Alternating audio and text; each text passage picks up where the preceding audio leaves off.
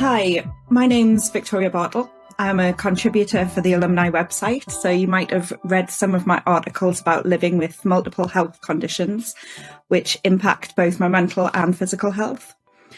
I've personally employed carers in the past when I needed more support, and I still do get help with certain tasks by having a cleaner, a gardener and a hairdresser to do the physical jobs that would use all of my energy, restricting me from doing other things like cooking for myself, seeing friends and family, and speaking at things like this. So this video is about behaviours, the non-verbal communications that they impart, and how you can best interpret, adapt, and learn from the behaviours that your clients are exhibiting to provide better, more individualised care.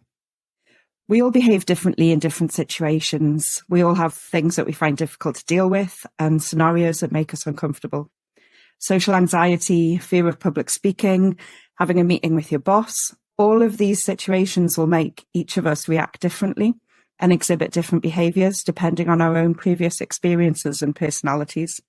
In a care situation, I believe that by focusing solely on what the client is telling you will only get you a small part of the story. You won't learn who they are, what they need, or how they're feeling about the care that through spoken communication alone. You need to be able to read their body language, as well as putting yourself in their shoes and seeing the situation from a different point of view. But being able to do this is a skill, and like all skills, practice will help you improve. So today I'm going to give you an insight into my personal experiences of receiving care, how it affected me, the behaviours I exhibited, where they came from, and how the carers that worked with me dealt with it. So hopefully this information will help you to see things from a different perspective and help give you some ideas on how best to react and adapt your own behaviour to develop the rapport, level of communication, and ultimately satisfaction with the care that you're giving. So I became disabled over a number of years. It was a slow process of increasingly impactful symptoms that limited and restricted my ability to work, take part in social events, and look after myself. This meant that I did have some time to adapt to my ever-changing limitations, but it was still a shock when I realised that I couldn't manage to look after myself completely independently anymore, and that I was going to have to get some care. Having to stop working, claim benefits, and reassess my plans and expectations for my life was a big change and one that I wasn't ready for. I found myself fighting everyone. Reducing my hours at work and then taking redundancy was fraught with issues, and I even went to a tribunal for disability discrimination due to my treatment at work. And claiming benefits is just a horrible experience, which is time-consuming, exhausting, and humiliating at every turn. Again, I had to go to a tribunal to ensure that I had the right level of support. And then accessing the social care system is another minefield. You've got financial assessments, visits to assess your home, different departments for every single aspect that you need to manage and coordinate yourself. And it all added to the stress that I was experiencing at the time. And throughout all of this change, I still had to keep up my medical appointments with quite a few different specialists and clinics because I've got multiple conditions. So physically looking after myself by cooking, cleaning, washing, doing shopping and laundry, etc., just like the normal day-to-day stuff, they were often pushed to the back of the list.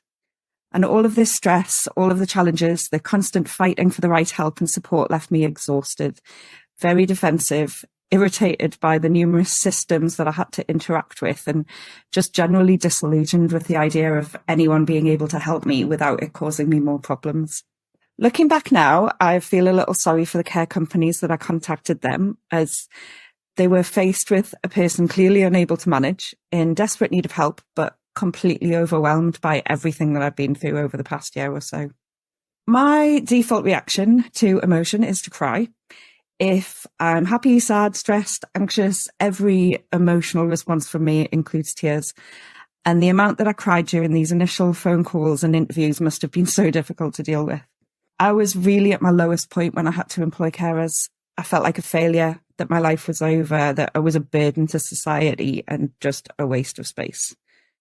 And when I think about friends of mine who've had to employ carers, they've done so at a similar stage. When you've reached the end of what you can personally cope with and accept that you need help. And I can only speak to my experience of acquiring a disability, and things are obviously going to be different for people who've had carers all of their lives. But From my experience, I was already struggling mentally with the idea of having to have care, but also realistic about the need for it. This was also my first experience of anyone looking after me. As a single woman in my 40s, I had an individual experience of receiving care, which was impacted by my thoughts and feelings towards being disabled, not being able to work, claiming benefits, and having to rely on other people to do things for me. My preconceived ideas of a person receiving care was someone who had had a disability from childhood, an older person declining in health, or someone getting respite care after an operation or injury. I did not see myself in any of these groups. When I started receiving care, I was 40 years old, lived alone, and was used to working in a challenging job that needed to be me to be effective and also manage other people to achieve their targets. I also looked fine. I've got invisible conditions, and it's only when I'm out and about using walking aids that my disabilities are visible to people, which creates its own set of worries about judgments and stereotypes. I was receiving care in my own home, was relatively young, and asking people to do my washing up, chop food and prepare meals, tidy up and do my laundry, and this felt utterly ridiculous to me. I didn't want the carers to think that as well. I definitely didn't want to be judged, looked down on, pitied. So I behaved in ways that I thought would minimise that from happening. When I was interviewing care companies and deciding which ones to choose, I asked them lots of questions about the type of clients that they already looked after. I wanted to make sure that I had carers who were used to interacting with people my age who had acquired disabilities. I wanted carers who understood invisible disabilities and chronic pain and fatigue conditions, even though they're often misunderstood within the medical community. I didn't want to have to explain and justify myself to every carer who worked with me. Although I did do this anyway, as I was so insecure and worried about their perceptions of me. But in an ideal world, I wouldn't have had to. So when I'm in a situation where I'm unable to contribute, can't do things, or I'm limited by my health conditions, then I'm immediately uncomfortable. And my reaction to this is to overshare, to educate and make myself feel that the other person understands the reality of my life and isn't making assumptions about me.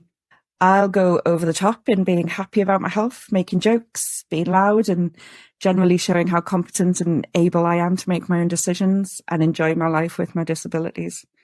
I'd also drop comments into conversation about my previous jobs so that the carers would know that I used to work. I'd mention doctors and clinic appointments, treatment plans, and any alternative therapies that I was trying to help them to see the reality of my conditions. I'd tell them about the consequences of doing the washing up myself or hanging out my own laundry so that they wouldn't judge me for asking them to do such basic jobs. I'd also stay in my pajamas for their calls so that they could see that I wasn't able to manage getting dressed that day. And I'd physically emphasize my struggles moving around the house. I'd be wincing in pain and holding onto walls and furniture more than I probably needed to, because I felt that I needed to create a visual for them to see and understand that I really was ill and needed the help that I was asking for. I was trying to convey that I was embarrassed about having to receive care, that I wasn't faking, that my conditions were real and had a massive impact on my life, even though the carers couldn't physically see anything. The carers that I had were all very understanding. When I mentioned my conditions, they generally knew somebody who had similar ones or even shared their own experiences with me, which made me feel more comfortable. I felt as if they'd understand me better if they knew other people like me, and it made me feel less worried about their view of me and more relaxed about me asking them to bring me a cup of tea or fill my hot water bottle up. But I was also quite directive in my interactions with them. I was used to managing teams and had decided that if I thought of the carers, my cleaner, my hairdresser as staff who are doing a job, and that job is to help me manage my life, then I could cope with it a bit more easily. I would tell them exactly how to hang my washing out, how I liked fruit and veg chopped, and I would sit and watch them as they worked. This could have been seen as demanding, picky, and unrealistic, but I felt like I was paying for a service, so I was going to have people do things the way I wanted them done. And this all came from my working background and was definitely a coping mechanism that I used to justify having carers without constantly worrying about the negative connotations of being reliant on other people. I felt that as long as I was organising my own care, paying for it myself, managing the team that I had and directing my work, then I was still independent. I was still in control of my own life and I wasn't a burden to anyone. I really hope that my bossiness and oversharing was seen as insecurity and not just being awkward. I'd hate to think that I was one of those clients that carers would avoid working with, but I can see that my behaviour could have been seen like that.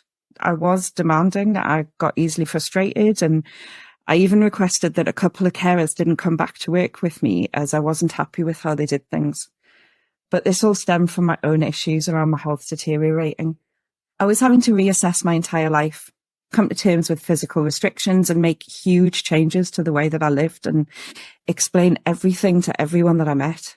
I was drained, overwhelmed, frustrated, really angry at not being able to work, not being able to see my friends and family. Even things like not being able to go and have a shower when I wanted, as the energy that took was all that I had for the whole day, and I'd not be able to do anything else. I was exhausted from constantly having to assess what I could and couldn't do, what was essential, what was worth the consequences of using the energy, and what I just couldn't manage.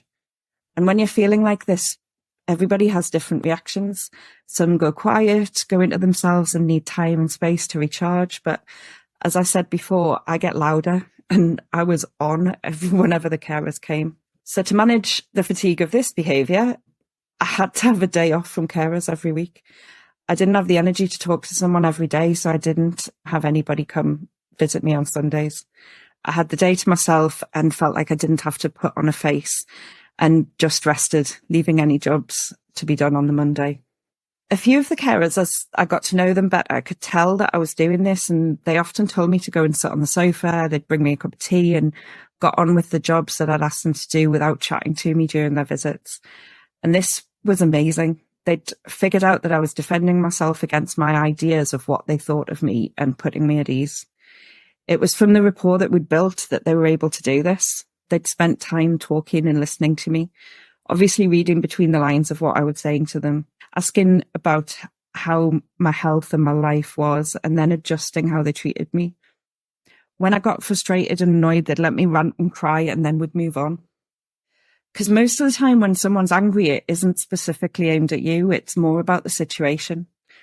Working with the public and dealing with a lot of complaints over the years has taught me that. Listening, staying calm, empathizing and understanding goes a long way in helping people to calm down in a stressful situation. When I was working in welfare to work, a lot of the clients were angry, defensive and unresponsive to offers of help and advice. They'd been forced to come and see us, and more often than not, they didn't want to be there. And that was similar to the situation that I found myself in my own home. I didn't want to have carers, but I had no choice. So I masked my feelings as best as I could. I took a dominant management type of role, as that's what I felt comfortable with. And I tried to educate the carers working with me and what I felt they needed to know about me and my conditions. I assumed that they had prejudice about people on benefits with invisible disabilities, and I stereotyped them just as I felt that they'd stereotyped me, and proactively tried to counteract that through managing them and informing them about chronic pain and fatigue. I can't be 100% sure how they perceived this behaviour or what they thought of me, but they all treated me really, really well.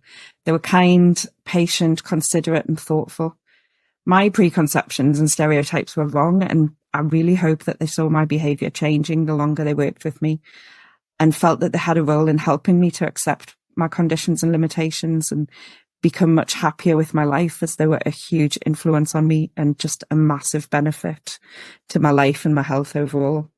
So ableism is discrimination against somebody with a disability, and it's often internalized by people with disabilities, as we struggle to accept our conditions, limitations, restrictions, and general place in the world.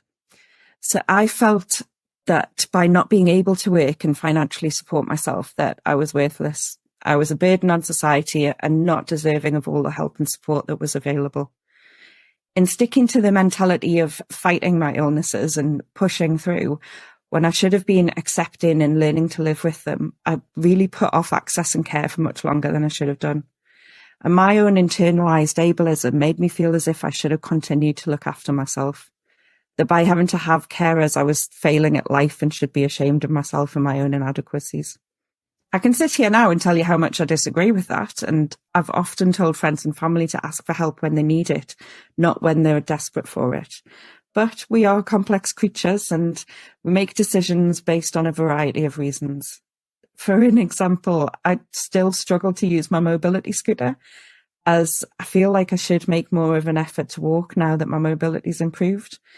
It doesn't matter that by walking a long distance or standing for a length of time, I would have consequences with my pain and fatigue levels for days or even weeks afterwards. I still see it as a little failure when I use my scooter. And I also find it a little embarrassing. Having a walking aid or using equipment sets you apart from other people, leading to possible judgments and assumptions being made about you. And I always want people to judge me for who I am and not about my disability. I do hide my disability sometimes, which it isn't ideal and does nothing to help reduce ableism in society, but that's my own issues. So some people that you'll be working with will have these feelings, beliefs and underlying concerns, and some of them will have others that are more impactful for them. I think that you have to discuss them with the people that you provide care for. But you will also get hints and indicators in their body language, tone of voice, temperaments and reactions. So at the time, I felt massive amounts of fear, shame, guilt, humiliation, distress, and was terrified of being judged. And all of these can be perceived as negative and really big emotions, which obviously came across to people in my tone of voice, body language, and behaviours. But interpreting somebody's behaviour can be really difficult. And all I can say is just try your best and think about how you might feel in the situation. What would you be worried about? What would you think that other people would think about you? And how would you react? I think that if you pay attention to how someone's behaving, use all that you know about their lives, experience and thoughts about themselves, then you'll be able to make inferences that are accurate or at least close to it. And then by talking to them, listening and questioning why they're behaving in a certain way, it'll lead you to a greater understanding of them as an individual and be better able to provide effective care, as you can adapt it to the person and help them feel safe in what can be a very challenging and really uncomfortable situation. By asking questions, finding out as much as you can about the person, their lives and their experiences, careful listening, read between the lines, and then clarify, don't assume, and share your own experiences if it's appropriate. And this all works towards building a rapport that can help you understand and hopefully manage their behaviours. Thank you so much for listening. I really hope that that's helped. And if you have any questions, then please forward them and I'd be happy to answer them. Thanks.